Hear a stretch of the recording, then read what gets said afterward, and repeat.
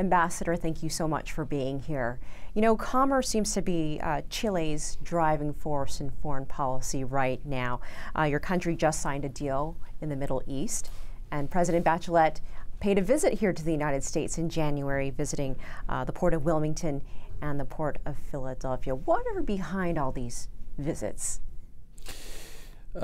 Chile began almost 20 years ago to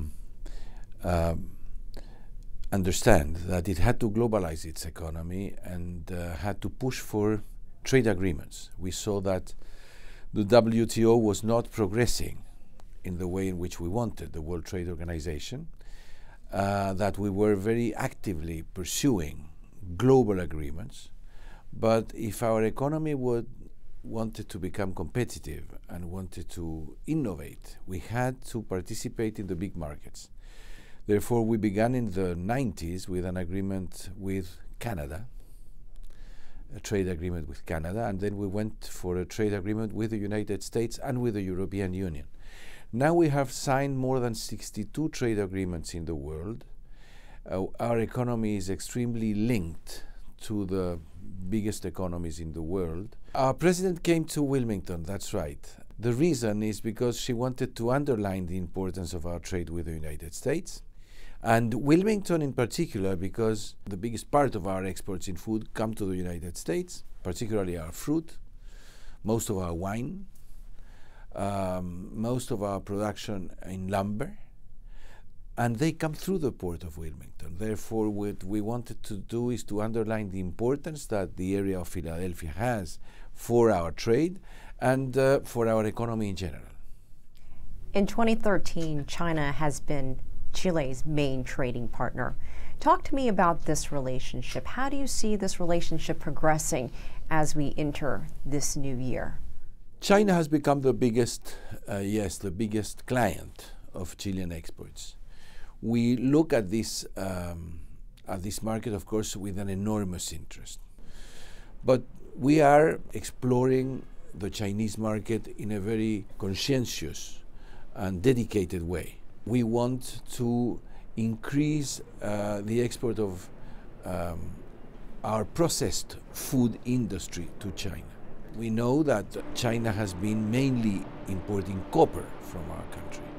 And even if we will continue to be probably one of the most important copper exporters in the world, the biggest in fact, we are perfectly aware that the country cannot develop on the basis of a single export. Therefore, we need to develop with China a trade relationship which includes hopefully manufacturers, but especially natural products to which we add value.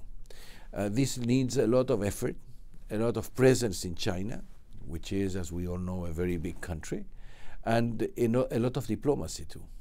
Much has changed since the last Summit of the Americas almost 2 years ago. Looking ahead to April in Panama, what excites you the most about the changing dynamics in the region, the changing diplomacy? What are you looking forward to the most? I'm convinced, I'm persuaded that Latin America has never come to a relationship with a government like that of President Obama.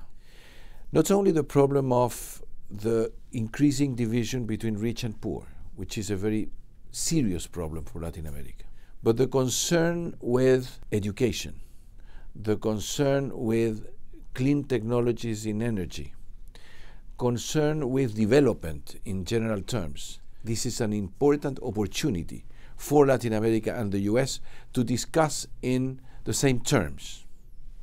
This is a first aspect. Of course, there is the second and most visible fact that Cuba and the United States will be together in the same meeting. This hasn't happened for more than 50 years. For Latin America, this is a very important thing. As the US government realized at a certain point, the issue of the conflict between Cuba and the US created difficulties in the relationship between the US and Latin America. The fact that most or that some of these obstacles have been raised, have been lifted, allows a new space of dialogue between us, not only in matters of trade or commerce, but also in matters of democracy, human rights, the possibility to increase our linkages in areas like education, energy, and other issues. Therefore, this meeting that is going to happen in April will be a landmark in the relationship between the US and Latin America in the new century. I want to take you inside your country for a moment. Chile is set to change its abortion and marriage laws. Is Chile going to follow Uruguay in these social issues? Well, we have, I believe, in Chile an enormous admiration for Uruguay. Probably, if I may say so, the most civilized country in our region. Yes, we are making progress. We are defeating that image of Chile as the conservative country in the region.